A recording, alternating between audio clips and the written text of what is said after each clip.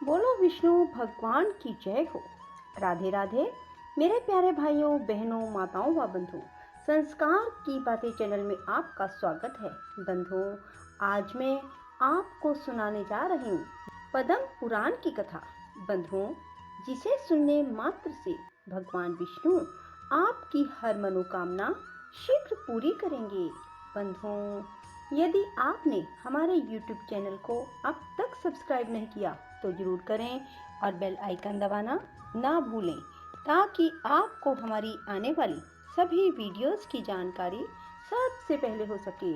बंधुओं, पद्म पुराण की इस कथा को जब भी सुने, पूरी सुनने के बाद कमेंट बॉक्स में जय विष्णु भगवान जरूर लिखें।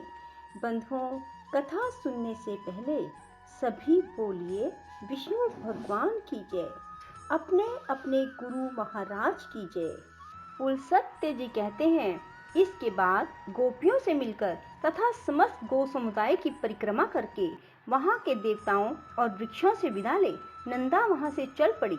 उसने पृथ्वी, वरुण, अग्नि, वायु, चंद्रमा, 10 दिक्पाल, वन के वृक्ष, आकाश के नक्षत्र और ग्रह, इन सब को बारंबार प्रणाम करके कहा, इस वन में जो सिद्ध और वन देवता निवास करते हैं वे वन में चरते हुए मेरे पुत्र की रक्षा करें। इस प्रकार पुत्र के स्नेहवश बहुत सी बातें कहकर नंदा वहां से प्रस्थित हुई और उस स्थान पर पहुंची जहां वह तीखी दाढ़ों और भयंकर आकृति वाला मांसभक्षी बाघ मुंह बाएं बैठा था। उसके पहुंचने के साथ ही उसका बछड़ा भी अपनी पूंछ ऊपर को उठाए अत्यंत वेग से दौड़ता हुआ वहां आ गया और अपनी माता और व्याघ्र दोनों के आगे खड़ा हो गया। पुत्र को आया देख सामने खड़े हुए मृत्यु रूप बाघ पर दृष्टि डालकर उस गौ ने कहा, मृगराज, मैं सत्य धर्म का पालन करती हुई तुम्हारे पास आ गई हूँ। अब मेरे माँ से तुम इच्छा अनुसार अपनी तृप्ति करो। व्याघ्र बोला, गाये, तुम बड़ी सत्यवादिनी निकली। कल्याणी, तुम्हारा स्वागत है। सत्य का आश्रय लेने वाले प्राणियों का कभी कोई अमंगल नहीं होता। तुमने लौटने के लिए जो पहले सत्य पूर्वक शपथ की थी उसे सुनकर मुझे बड़ा कौतूहल हुआ था कि यह जाकर फिर कैसे लौटेगी। तुम्हारे सत्य की परीक्षा के लिए ही मैंने पुनः तुम्हें भेज दिया, अन्यथा मेरे पास आकर तुम जीती जागती कैसे लौट सकती थी। मेरा यह कौतूहल पूरा हुआ। मैं तुम्हारे भीतर सत्य खोज कर रहा था, वह मुझे मिल गया। इस सत्य के प्रभाव से मैंने तुम्हें छोड़ दिया। आज से तुम मेरी बहन हुई और वह तुम्हारा पुत्र मेरा भांजा हो गया। शुभे, तुमने अपने आचरण से मुझ महान पापी को उपदेश दिया है। सत्य पर ही संपूर्ण लोक प्रतिष्ठित है। सत्य के ही आधार पर धर्म टिका है। कल्याणी, तृण और लताओं सहित भूमि के वे प्रदेश धन्य हैं जहाँ तुम निवास करती हो। जो तुम्हारा दूध पीते हैं वे धन्य हैं, कृतार्थ हैं।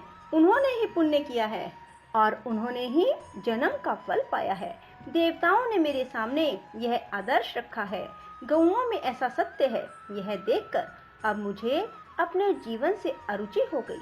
अब मैं वह कर्म करूंगा जिसके द्वारा पाप से छुटकारा पा जाऊं।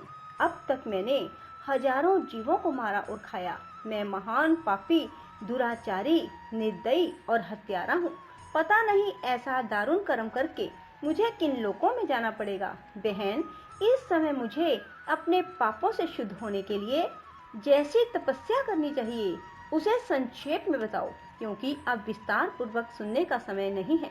गाय बोली, भाई बाघ, विद्वान पुरुष सत्युग में तप की प्रशंसा करते हैं और त्रेता में ज्ञान और उसके सहायक कर्म की। द्वापर में यज्ञों को ही उत्तम बताया है, किंतु कलयुग में एकमात्र दान ही श्रेष्ठ माना है। संपूर्ण दानों में एक ही दान सर्वोत्तम है, वह है संपूर्ण भूतों को अभय दान। इससे बढ़कर दूसरा कोई दान नहीं। जो समस्त चराचर प्राणियों को अभय दान देता है वह सब प्रकार के भय से मुक्त होकर पर ब्रह्म को प्राप्त होता है। अहिंसा के समान ना कोई दान है, ना कोई तपस्या। जैसे हाथी के पद चिन्ह में अन्य सभी प्राणियों के पद चिन्ह समा जाते हैं, उसी प्रकार अहिंसा के द्वारा सभी धर्म प्राप्त हो जाते हैं। योग एक ऐसा वृक्ष है जिसकी छाया तीनों तापों का विनाश करने वाली है। धर्म और ज्ञान उस वृक्ष के फूल हैं। स्वर्ग और मोक्ष उसके फल हैं, जो आध्यात्मिक, आधि दैविक और आधि भौतिक इन तीनों प्रकार के दुखों से संतप्त है। वे इस योग वृक्ष की छाया का आश्रय लेते हैं। वहां जाने से उन्हें उत्तम शांति प्राप्त होती है, जिससे फिर कभी दुखों के द्वारा वे बाधित नहीं होते। यही परम कल्याण का साधन है, जिसे मैंने संक्षेप में बताया। तुम्हें ये सभी बातें ज्ञात हैं, केवल मुझसे पूछ रहे हो। व्याघ्र ने कहा, पूर्व काल में मैं एक राजा था, किंतु एक मृगी के शाप से मुझे बाघ का शीर धारण करना पड़ा। तब से निरंतर प्राणियों का वध करते रहने के कारण मुझे सारी बातें भूल गई। इस समय तुम्हारे संपर्क और उपदेश से फिर उनका स्मरण हो आया। तुम भी अपने इस सत्य के प्रभाव से उत्तम गति को प्राप्त होगी। अब मैं तुमसे एक प्रश्न और पूछता हूँ। मेरे सौभाग्य से तुमने आकर मुझे धर्म का स्वरूप बताया, जो सत्पुरुषों के मार्ग में प्रतिष्ठित है। कल्याणी, तुम्हारा नाम क्या है? नंदा बोली, मेरे युद्ध के स्वामी का नाम नंद है, उन्होंने ही मेरा नाम नंदा रखा। कुलसत्य जी कहते हैं, नंदा का नाम कान में पड़ते ही राजा प्रबंधन शाप से मुक्त हो गए। उन्होंने पुनः बल और रूप से संपन्न राजा का शरीर प्राप्त कर लिया। इसी समय सत्य भाषण करने वाली यशस्विनी नंदा का दर्शन करने के लिए साक्षात धर्म वहां आए और इस प्रकार बोले, नंदे, मैं धर्म हूँ, तुम्हारी सत्यवाणी से आकृष्ट होकर यहाँ आया हूँ। तुम मुझसे कोई श्रेष्ठ वर मांग लो। धर्म के ऐसा कहने पर नंदा ने यह वर मांगा, धर्मराज, आपकी कृपा से मैं पुत्र सहित उत्तम पद को प्राप्त हूँ और यह स्थान मुनियों को धर्म प्रदान करने वाला शुभ तीर्थ बन जाए। देवेश्वर, यह सरस्वती नदी आज से मेरे ही नाम से प्रसिद्ध हो, इसका नाम नंदा पड़ जाए। आपने वर देने को कहा, इसलिए मैंने यही वर मांगा। देवी नंदा तत्काल ही सत्यवादियों के उत्तम लोक में चली गई। राजा प्रभंजन ने भी अपने पूर्व उपार्जित राज्य को पा लिया। नंदा सरस्वती के तट से स्वर्ग को गई थी, इसलिए विद्वानों ने वहां सरस्वती का नाम नंदा रख दिया। जो मनुष्य वहां आते समय सरस्वती के नाम का उच्चारण मात्र कर लेता है, वह जीवन भर सुख पाता है और मृत्यु के पश्चात देवता होता है। स्नान और जलपान करने से सरस्वती नदी मनुष्यों के लिए स्वर्ग की सीढ़ी बन जाती है। अष्टमी के दिन जो लोग एकाग्रचित होकर सरस्वती में स्नान करते हैं, वे मृत्यु के बाद स्वर्ग में पहुंचकर सुख भोगते हुए आनंदित होते हैं। सरस्वती नदी सदा ही स्त्रियों को सौभाग्य प्रदान करने वाली है। तृतीया को यदि उसका सेवन कर लिया जाए तो वह विशेष सौभाग्यदायिनी होती है। उस दिन उसके दर्शन से भी मनुष्य को पाप राशि से छुटकारा मिल जाता है। जो पुरुष उसके जल का स्पर्श करते हैं, उन्हें भी मुनीश्वर समझना चाहिए। वहां चांदी दान करने से मनुष्य रूपवान होता है। ब्रह्मा की पुत्री यह सरस्वती नदी परम पावन और पुण्य सलीला है। यही नंदा नाम से प्रसिद्ध है।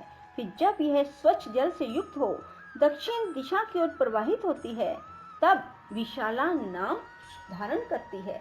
वहां से कुछ ही दूर आगे जाकर यह पुनः पश्चिम दिशा की ओर मुड़ गई। वहां से सरस्वती की धारा प्रकट देखी जाती है।